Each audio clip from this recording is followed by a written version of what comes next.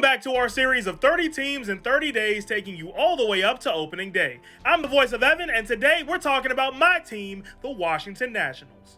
2023 wasn't exactly the best year in our nation's capital, but it did provide a ray of hope. Washington went 71-91, our first improvement of the series, that of 16 games, but it was still good for a last place finish in the NL East, and they missed the playoffs for the fourth straight season. Over the winter, a handful of players left the district, but no big losses, so to speak. Dom Smith to Chicago, Matt Adams is playing in Mexico now, and Sean Doolittle retired. And the Nats made a handful of moves too, picking up Joey Gallo from Minnesota, Nick Senzel from Cincinnati, and Jesse Winker from Milwaukee.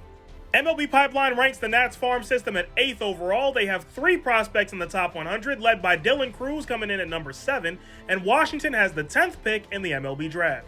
According to RotoChamp, here's the Nationals' projected opening day lineup when they head to Cincinnati to take on the Reds. Starting rotation is also included. Feel free to pause.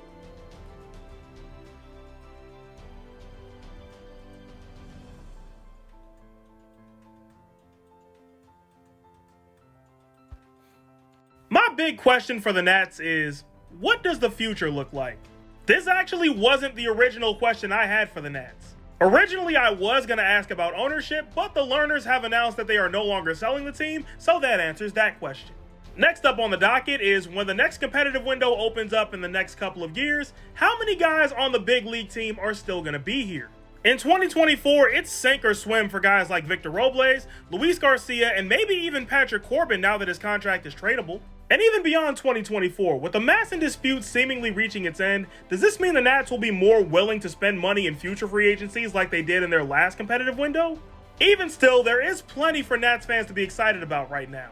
Washington was one of the most improved teams in baseball last season, and with a handful of top prospects on the way, it's safe to say the future's looking bright in the nation's capital. My Nats hot take is that James Wood wins Rookie of the Year.